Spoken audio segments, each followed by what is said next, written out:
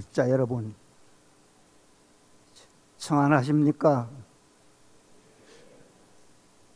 이 청안이란 예부터 우리 성가의 인사말이었습니다. 요즘도 노선님들 사이에는 이런 인사말을 합니다. 청안이란 맑을 정자, 편안할 안자, 몸과 마음이 맑고 편안한 것을 말합니다.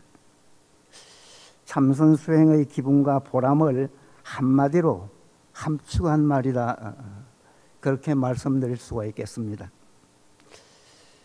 우리 성가에서는 그만큼 참선 수행을 중시 여겼습니다. 우리 불자들뿐만 아니라 이 시대를 살아가는 모든 분들이 청안하기를 참으로 빌겠습니다. 이 사람들은 누구나 잘 살기를 바라고 행복하기를 바라는데, 이 청안하게 살면 잘 사는 것이고 행복한 사람이다, 그렇게 말해도 좋을 것 같습니다. 이 청안함은 화두의 진위가 일어나서 깨칠 때까지 일관되게 느끼는 기분입니다. 그러나 본격적으로 느끼기에는 화두가 동정해도 이러한 상태에서 시작해서 몽중에도 여여하게 되는 상태에서 결정을 이룹니다. 그 이후에는 화두가 너무 깊게 되고 산매에 빠지기 때문에 느끼기가 어려울 때가 많습니다. 이 청안함은 화두의 힘을 얻어서 가나 오나 앉으나 서나 언제 어디서나 놓을래야 놓을 수가 없고 버릴래야 버릴 수 없이 여여하게 들리면 화두하는 기분을 본격적으로 느끼기 시작합니다. 그렇게 들끓던 망상이 사라지고 마음이 아주 고요하고 아주 맑아지면서 앉으면 괴롭고 불편하던 육체도 편안하고 아주 거뜬함이 온 몸에서 봄 기운이 돌듯 생기가 나며 하루하루를 즐거운 기분으로 살아가니 청안하다고 할 만합니다. 더 청안하려면 화두가 의심덩어리가 돼야 합니다. 화두의 의심이 점점 순숙돼서 의단이 되어 성성하고 적적하게 들리는 그런 상태가 돼야 합니다. 화두가 아주 맑고 깨끗하게 또렷또렷하게 들리면 묘하게 기분이 좋아서 자기를 억제하기조차도 어렵기도 합니다. 그러면서 고요하고 평안함을 느끼면서 기쁘다고 할 수도 있고 즐겁다고도 할 수 있는 묘한 그런 기분을 느낍니다. 그러면 사방팔방 가나오나 주변을 보아도 싱글벙글하면서 생생한 그런 기운을 느끼면서 한가롭고 아주 자유스럽습니다. 이런 희열, 이런 기쁨, 그것은 세간의 어떤 즐거움과 견주고 비할 것이 없어요. 그래서 그 희열은 조금만 느껴도 두고 잊지 못합니다. 이 사람은 누구나 행복을 추구하는데 이때부터 진정한 행복을 느껴요. 보통 사람들은 돈이나 명예나 권세나 소중한 그 가정생활에서 행복을 찾습니다. 그런 행복도 분명한 행복이지만 그런 행복은 잠깐뿐이래. 결국은 허망해져요. 진정한 행복은 바로 참선에서, 즉 도에서 느낀다고 할 수가 있겠습니다. 이런 경계를 체험하면 오직 이것뿐이다. 한량없는 수행문 가운데 화두참선이 제일이고 이것 외에는 할 일이 없다는 그런 생각까지도 하게 됩니다. 이때부터는 화두선을 하지 말라고 막 말리고 말려도 안 할 수 없는 것이 참선입니다. 그래서 자신을 바치고 자기의 모든 것을 던지게까지 하는 것이 바로 화두참선이다 할 수가 있겠습니다. 이렇게 그 의단이 돼서 화두가 성성하고 적적하게 들리고 그 진정한 행복과 보람을 느끼려면 참으로 발심해서 간절하게 성심성의껏 참고를 해야 됩니다. 나란 누구인가? 부모에게 태어나기 이전의 본래 면목은 무엇인가? 태어나면 어디로 쫓아오는 것이며 죽으면 어디로 향하는가? 누구나 해결해야 될 본부사요 일대사 인연입니다. 화두는 존재의 실상과 그 생명의 근원에 대해서 하신 법문 중에 법문이다 할 수가 있겠습니다. 그것은 우주와 인간에 대한 근원적인 문제고 우리 모두의 궁극적인 과제다 그렇게 말씀드릴 수가 있겠습니다.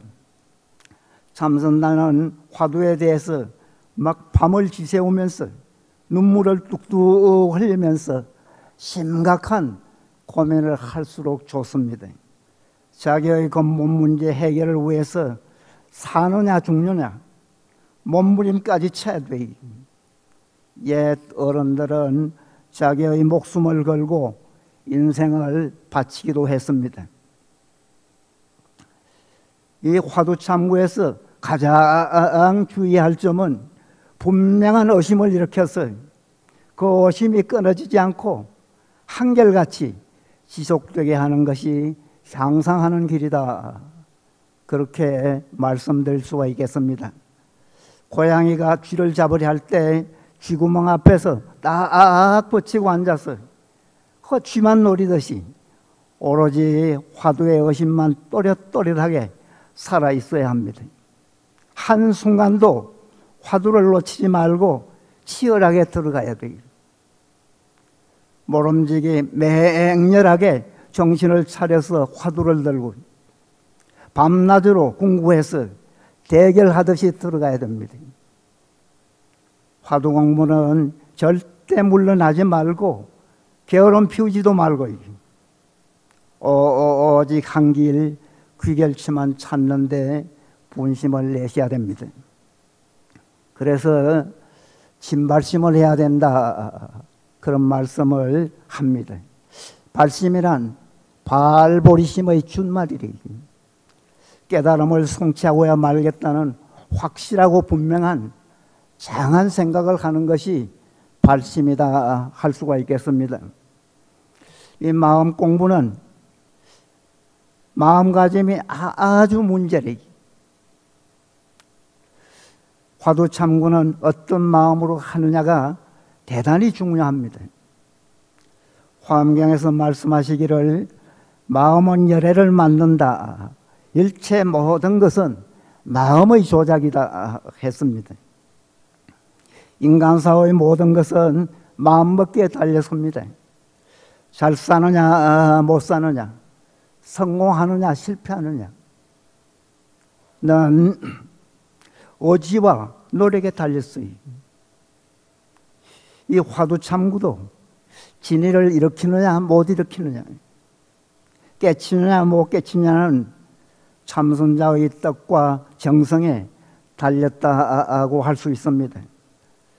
이 공부는 참으로 마음을 내면 그 자리에서 바로 깨칠 수도 있다는 것입니다. 선은 한번 뛰어넘어 바로 열의 경지에 들어갈 수 있는 그런 수행문이라 하겠습니다. 그래서 순간이라도 참으로 큰 마음을 내면 발심이 보리오 열반이 될 수도 있습니다. 그래서 옛 어른들께서는 입이 아프시도록 말씀하셨어요. 발심해라, 발심해라. 발심하지 못하면 이 공부할 수 없느니라고요. 참선자는 깨달음을 꼭 성취하고야 말겠다는 굳은 의지를 내고 투철한 결심을 해야 돼요. 이 일이 가장 큰 일이며 인생에 있어서는 반드시 이 중대한 일을 해마치고야 말겠다는 대단한 생각을 해야 됩니다. 그래서 확고부동한 마음을 내는 것이 무엇보다 중요하다는 그런 말씀을 드리겠습니다. 그래서 화두참고의 핵심은 간절하게 하는 거래요. 왜 어떤 선사는 화두참고는 간절절자 한마디가 요긴하다 했어요. 그런가 하면 어떤 예선사는 화두참고할 때는 늘 이마에 간절절자를 써붙이고 해라 고 하신 분도 있어요. 즉 간절하게만 하라는 거래요. 그래서 흔히 간절해서 눈물이 날 정도로 간절하게 해야 되는 것이 바로 화두참고다 하겠습니다. 그 간절하게란 뭐냐? 절실하게 아주 성심성 있고 하는 걸 말이에요. 절실하게란 안 할 수 없듯이 꼭 해야 될 것처럼, 안 하면 큰일이라도 날 것처럼 절박감을 가지고 해야 되는 공부가 바로 화두참선이다 하겠습니다. 그러면 그 간절함은 어디서 생기는가? 무상이 신속한데 그 생사의 일이, 삶과 죽음의 일이 참으로 크다는 것을 통감해야 됩니다. 무엇보다 심각한 이 일대사 문제를 원천적으로 해결하는 데는 오직 화두뿐이다. 그런 마음을 내시면 좋습니다. 흔히 화두가 안 된다, 공부가 어렵다, 그런 말씀을 하는 분도 있는데, 그런 말씀을 하는 근본 요인은 뭐냐? 화두에 간절함이 없고 이 공부에 대한 절실함이 없기 때문이래. 수행법 중에는 활구참선법이 최상법이라는 것을 온전히 믿고 철저히 믿어야 돼. 그래야만 화두가 간절해지고 그런 마음의 바탕에서 진정한 오정을 일으켜 마침내 깨달음을 얻어서 열반의 저 언덕에 갈 수 있다는 그런 그 강한 의지를 갖는 것이 좋습니다. 그렇게 화두를 간절하게 들어가다가 보면 어느 날 화두를 간절하게 들지도 않았는데 화두가 아주 간절할 때가 있어요. 순간 진정한 어정이 문득 일어납니다. 그런 그 화두를 정말 간절하게 꾸준하게 들어가다가 보면 참으로 간절할 때는 때때로 견처가 바뀌고 막 진취가 있을 때가 있어요. 이렇게 간절해지면 남들이 볼 때는 꼭 바보처럼 보이고 숙맥처럼 보이고 아주 답답한 사람처럼 보이지만 자신에게는 하늘을 꿰뚫고 또 말 것 같은 그런 막 기상이 솟구칩니다. 화두가 그렇게 간절하게 들리지 못하면 진정한 참구가 아니고, 화두의 간절함을 모르면 진정한 공부인이 아니다, 그렇게 생각하시는 것이 좋겠습니다. 이 근래 선에 대한 관심이 많아지고 있다고 합니다. 특히 서구 유럽 선진국일수록 대단한 관심을 가지고 있다고 해요. 그런 나라에서는 상류층이나 지식인들의 관심이 유독 많다고 합니다. 그러면 그 흔히 최고 수행법이다, 최상승법이다 하는 이 간화선을 하면 어떤 이익이 있는지 보통 사람들의 건기와 눈높이에 맞추어서 간화선의 효능에 대해서 말씀을 드리겠습니다. 첫째, 선을 하면 안심이 되고 행복을 느껴요. 마음이 편안하면서 아주 행복을 느낍니다. 흔히 잘 안 된다, 어렵다는 그 화두도 애쓰고 애쓰다가 보면 저 화두를 간절하고 아주 지극하게 하다가 보면 어느 날 문득 진정한 어정이 일어납니다. 그 어정이 일어나서 한결같이 끊임없이 들립니다. 화두를 더 간절하게 정성껏 들어가면 점점 순숙이 돼요. 그래서 어단이 됩니다. 즉 오심덩어리가 돼요. 그 화두가 나와 화두가 개합해서 오심덩어리가 되면 가나 오나 앉아나 서나 언제 어디서라도 오심덩어리가 끊치질 않아요. 그러면 가도 오심덩어리가 가고 와도 오심덩어리가 오면 밥을 먹거나 일을 하거나 항상 오심덩어리가 행동을 합니다. 심지어 보고 듣고 말하는 생각 일체가 오심덩어리가 아닌 것이 없습니다. 화두가 동정에도 일려한 그런 상태만 돼도 웬만한 그런 망상은 다 사라져요.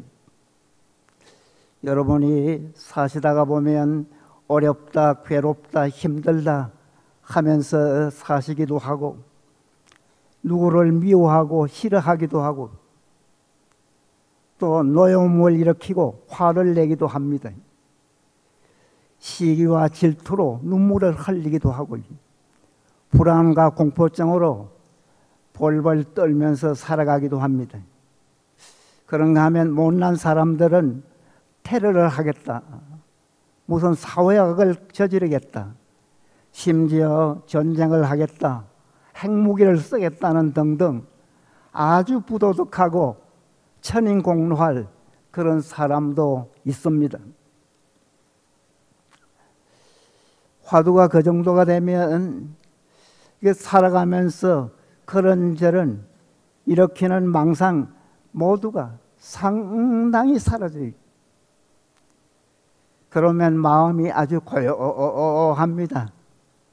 비유하면 산은 우뚝하고 꿈쩍하는데 간혹 구름만 스쳐가는 격이다 할 수가 있겠습니다. 화두가 더 깊게 들려서 아주 성성하고 적적하게 들리면 일체 번뇌망상이 없어져요. 그래서 마음은 아주 고요하고 고요합니다. 이때는 일부러 생각을 하고 기억을 더듬어도 고요하기만 해요. 너무 고요해서 마음이 덤덤하고 막 감각까지 없어지는 것 같아서 이러다간 바보가 되는 것이 아닌가 하면서 자기를 꼬집어 보기도 합니다. 이렇게 마음이 고요하면 마음이 아주 맑아져요.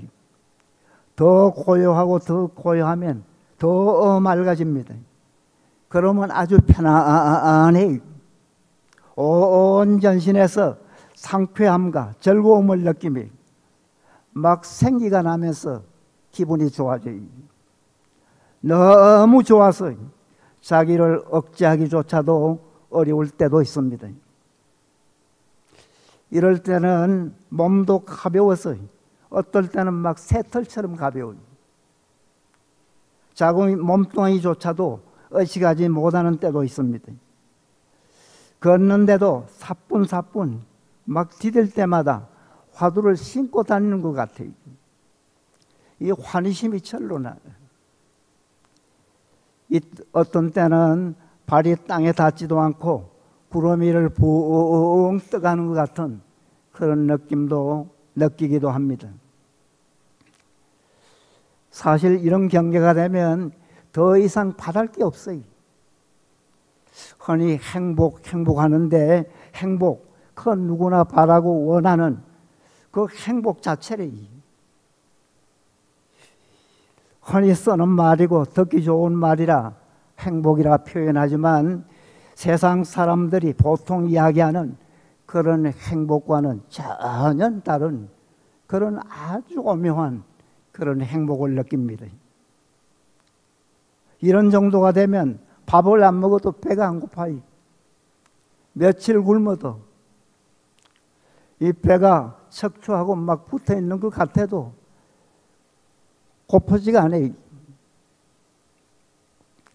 이 살아가면서 수많은 사람과 인연을 맺는데 누구는 밉다, 누구는 싫다, 좋다, 나쁘다. 이 일체 분별심 자체가 다 사라져요. 생활이 좀 어렵고 괴롭고 힘들더라도 그 괴롭고 힘들다는 생각이 안 들고 그냥 굶지만 않을 정도만 되면 무심하고 평화스럽게 살아가실 수가 있습니다. 아파트가 좀 좁고 가구가 낡고 보기가 싫고 좀 불편하더라도 뭐 새 것을 사겠다, 좋은 곳으로서 바꾸겠다, 그런 생각은 아예 없어져요. 있는 그대로 그 여유로운 마음으로 넉넉하게 살아갈 수가 있는 것이 바로 수행입니다. 여기에 신남 신녀들이 많이 오셨지만 이 부부도 오랫동안 함께 살다가 보면 미워할 수도 있고 싫어할 수도 있습니다. 어떤 경우는 뭐 만정이 떨어진다, 꼴도 보기 싫다, 그런 생각도 들 때가 있을 것입니다.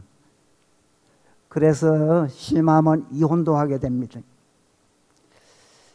최근의 통계로 우리나라가 OECD 국가 중에 이혼율이 가장 높다는 거래요.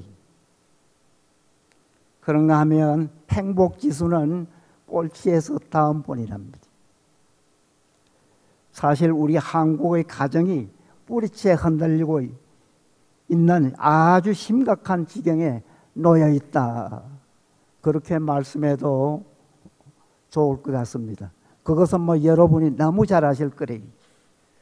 참 우리 한국 사람 정신을 좀 바짝 차리셔야 될 것 같아요. 내부가 근본적으로 흔들리고 있어요.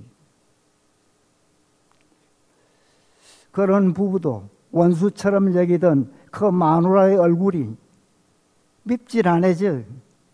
싫지 않더니 보살의 얼굴로 서서히 보이기 시작하는 거래요.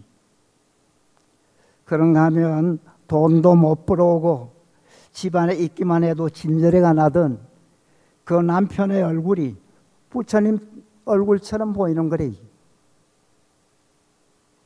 그러면 어느 사이에 경외심을 가지고, 경외심이란 공경하고 사랑하는 마음을 말합니다. 서로가 자연스럽게 그런 마음을 가지게 된다는 거래요. 서로가 공경하고 사랑하는데 이혼이란 말이 나오겠습니까? 수행을 하면 격조 높은 부부가 되고 사랑도 보살의 사랑을 하게 된다고 생각하시면 좋겠습니다. 요즘 이 대구시를 중심으로 경주시, 성주군, 김천시, 또 멀리는 울산시, 부산시까지 경상도 이론의 북핵 문제로 인한 사드 배치 논란이라든가 또 설상가상으로 지진이 발생해서 민심이 아주 뒤숭숭하다고 해요. 그래서 불안하고 괴로워서 밤잠을 설치는 분도 많다고 합니다. 경주에 어떤 보살님한테 전화가 왔는데 보통이를 이래 몇 개 싸놨다는 거래요. 야차하면 도망치려고요. 사실 경상도 이런뿐만 아니라 대한민국 국민 상당수가 불안해하고 괴로워하는 것은 사실일 겁니다. 그렇게 불안해하고 괴로워하시는 그런 불자들은 반드시 반드시라. 꼭 수행을 하고 참선을 하시라는 말씀을 드리겠습니다. 하되 참선이든 연불이든 일념에만 들어서 시공을 초월하는 경계까지만 꼭 돼보세요. 즉 오직 화두에 빠지고 연불에 빠져서 앉았다가 보면 몇 시간이 그냥 후딱 지나가고, 이게 수행하는 곳이 여러분의 아파트인지 동화사인지 구분이 안 될 정도로 그렇게까지만 해보세요. 여기 뭐 연불을 많이 하시는 분이 있어서, 연불은 염하고 염해서 나무아미타불 나무아미타불 나무아미타불 염하고 염해서 무렴처 일체 생각이 일어나지 않는 그것까지는 꼭 되도록 해보세요.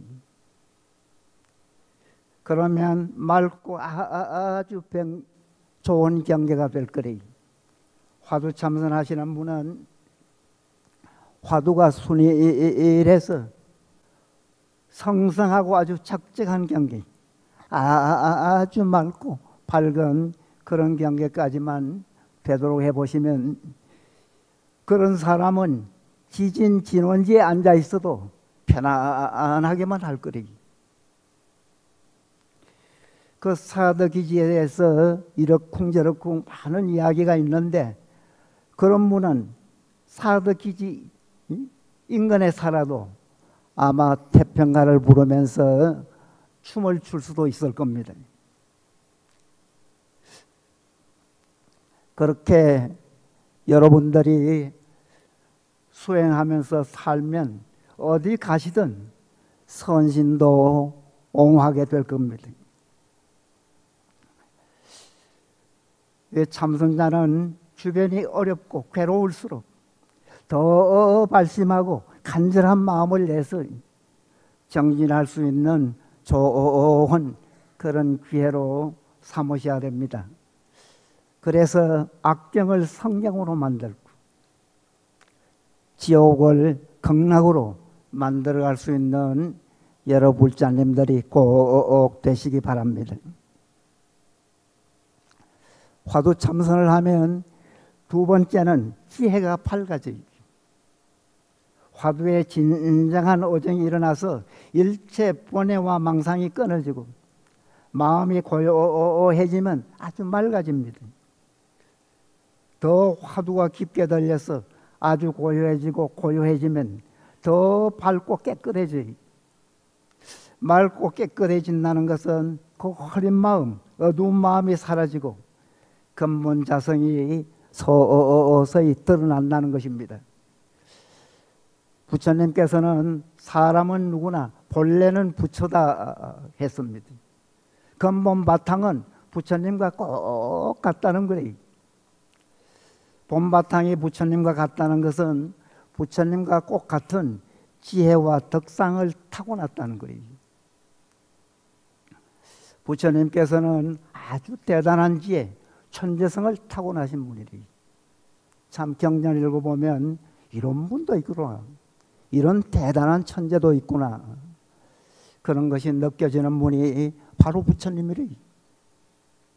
누가 무슨 말을 묻든지 기다렸다는 뜻이 준비한 뜻한 진리의 말을 설파하신 분이 바로 부처님입니다. 맑아지면 그 근본지혜, 그 천재성이 드러나요. 이 근본지혜를 밝히는 작업이 바로 참선이다 하겠습니다. 그 화두 참선이 좋다고 하는 것은 어떤 수행법보다도 가장 확실하게 분명하게 개발할 수 있기 때문에 그렇게 말씀을 합니다. 이 학문으로 얻은 지혜는 한정이 있고 그 배운 범위밖에 모릅니다. 그러나 참선을 해서 마음을 깨치면 그 지혜는 한이 없다고 합니다. 비유해서 선십 소행으로 얻은 지혜는 태양과 같고 학문으로 얻은 지혜는 반딧불과 같다 합니다. 비교가 안 된다는 말이죠. 여러분 수행이 잘 돼서 지혜가 나거든 세상의 지혜와 꼭 견줘보세요. 그러면 자기 스스로 놀랄 때가 있을 것입니다. 그래서 학문으로 배우고 안다고 까부는 사람 보고는 내가 아무리 안다고 까불어도 부처님 손바닥 아니다, 그런 말씀도 있지요. 이 비교가 안 된다는 거리. 이 참선은 젊은 사람일수록, 출세하고 성공하려는 사람일수록, 머리를 쓰는 직업을 가진 사람일수록 꼭 해야 되는 것이 참선 수행법이다, 그렇게 생각하시면 좋겠습니다. 여기에 신남 신녀 여러분께서도 해보시고 집안의 귀한 자식이나 소중한 아이들에게 어릴 때부터 잘 지도하면 큰 유산이 되고요, 가정의 영광이 될 것입니다. 그래서 참선은 잘하면 둔재가 천재가 되고요, 무능한 사람이 능력자가 되고요, 범부가 부처가 되고 도인이 될 수 있는 것이 바로 화두참선입니다. 그런데 이 간화선은 흔히 생활선이라 합니다. 간화선 수행은 일하면서 수행하고 수행하면서 일할 수 있는 수행법이래. 일상 그대로가 공부요, 공부가 그대로 생활이 되게 하는 것입니다. 불법은 일상생활을 떠나서는 존재할 수가 없어요. 일상생활 속에서 늘 선심을 잃지 않고 생활이고 선이요 선이고 생활이 되게 하는 것이 화두선의 핵심이다 할 수가 있습니다. 즉 일과 수행이 둘이 아닌 제가 수행의 길을 활짝 열어놓은 것이 바로 화두선입니다. 참선은 자기와 화두가 하나가 돼서 최상의 효과를 거둘 수 있게 하는 것이 생활선의 요체다, 그렇게 말할 수가 있겠습니다. 그래서 일석이조요 일거양득이다, 그렇게 이야기합니다. 이 좌선이주의 정진을 하다가 진정한 어정이 일어나서 화두의 힘을 얻으면 동중공부를 익히는 것이 좋아요. 나와 화두가 융합되고 혼연일체가 되면 막 생기가 나 화두가 간절해집니다.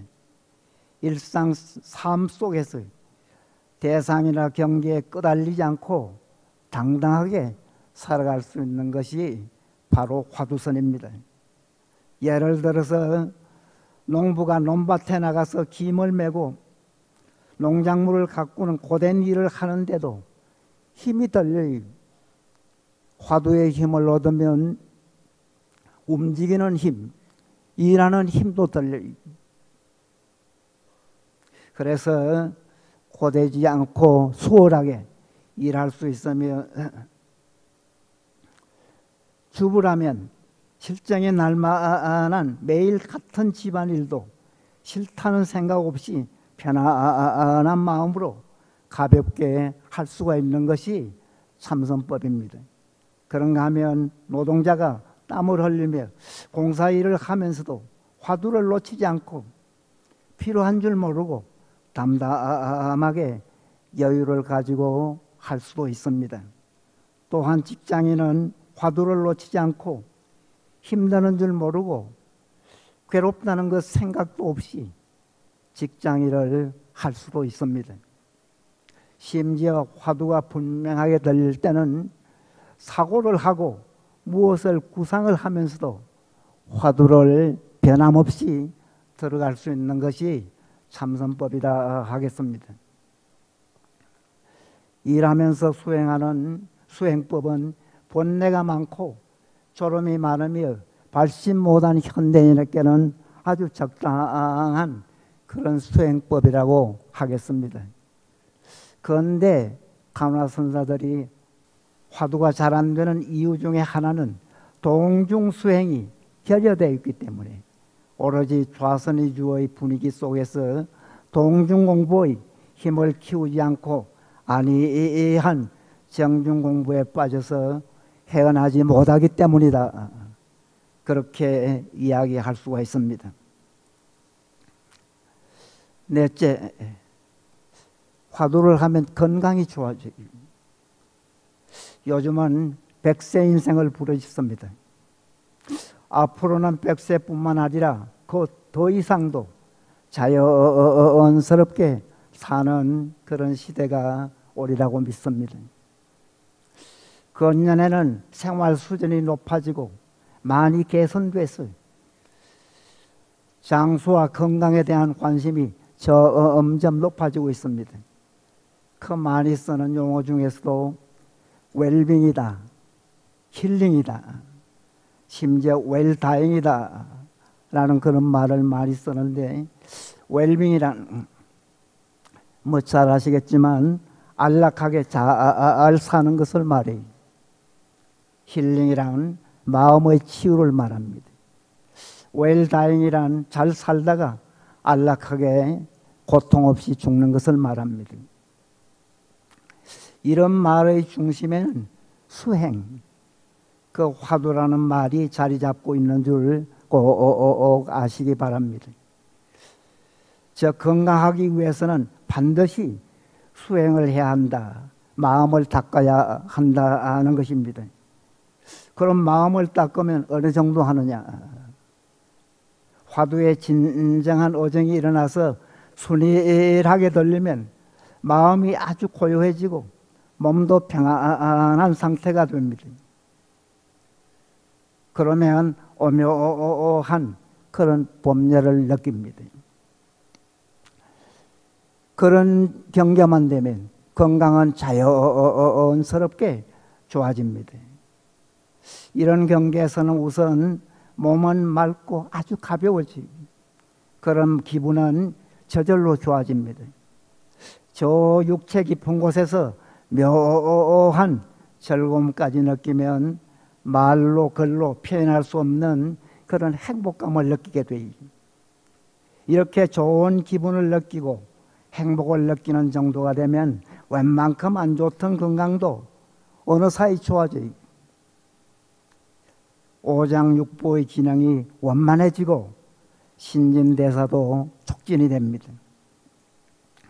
이 선수행은 특히 신경계통의 병에 효과가 좋다는 정평이 있습니다.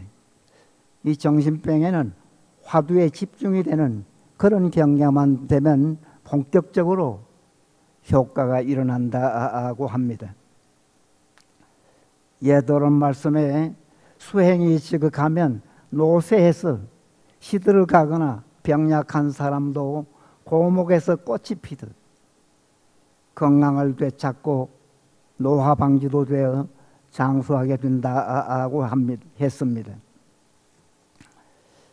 건강하게 살아서 100세 인생을 바라고 그 인생에 진정한 행복과 보람을 느끼려면 수행을 잘 하시기 바랍니다.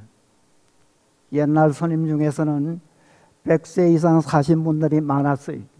그 당시 세상 사람들의 그 평균 나이는 한 30살에서 31살 정도, 그런 정도가 됐다고 합니다. 그래서 유독 스님들이 장수하는 분이 많으니 궁중에서 연구 대상이 되었다는 거리. 결론은 수행자라니 건강하게 오래 사는 부러움의 대상이 됐다고 합니다. 고려 초 이야기인데, 그때 이 오래 산다, 수행자라는 것이 최상이다, 그런 그 여론이 아주 비등했던가 봐요. 그래서 귀족들이나 왕족들이 많이 출가를 했답니다. 그래서 고려 초기에 불교가 융화할 수 있는 결정적인 그런 원인을 제공했다는 그런 이야기도 있습니다. 어쨌든 수행이 좀 잘 돼서 아주 마음이 고요하고 편안하면서 오묘한 그런 법열을 느끼는 그런 정도까지는 꼭 해보시기 바랍니다. 그 외에도 사실은 여러 가지 효능이 많습니다. 그러나 시간 관계상 다 말씀드릴 수가 없고 중요한 것 4가지로 요약을 해드렸습니다. 이런 효능도 따지고 보면 깨달음으로 가는 과정에서 느낄 수 있는 이익이다 하겠습니다. 화두는 구경에는 깨달음을 얻어서 인생의 가장 중요한 생사대사를 해결해서 대자유인이 될 수가 있는 것이 바로 화두참선이다. 그렇게 보시면 좋겠습니다. 존경하는 사부대중 여러분, 새벽에 눈을 딱 뜨시자마시자 이 자신에게 물어보세요. 자네 청안한가? 매일 아침에 물어보세요.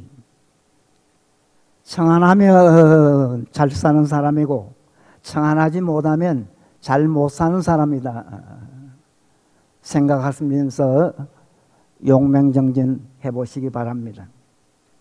화두가 잘 돼서 청안해서 기분 좋은 그런 아침을 맞이하려면 눈을 뜨자마자 이미 화두가 들려 있어야 돼요. 그런 경지는 보통 잠에서나 꿈속에서도 화두가 여여하게 들리는 그런 상태입니다. 이럴 때는 기분이 좋다 해서 벌떡 일어나서 막 분위기가 깨어지고 흐트러지길 말아야 돼요. 일어나서도 정력을 잃지 않도록 조용하게 몸을 움직이셔야 됩니다. 그때는 화두가 잘 들려서 잠은 짧은 시간이나마 막 숙취했기 때문에 푹 잤기 때문에 마음은 아주 또렷또렷하게 맑고 너무 편해요. 몸도 아주 가볍고 전신에서 기쁘다고 할 수도 있고 즐겁다고도 할 수 있는 묘한 그런 기분을 느낍니다. 그 어떤 날은 아주 생생한 기분으로 막 흥분이 돼서 자기를 억제하기조차 어려울 때도 있습니다.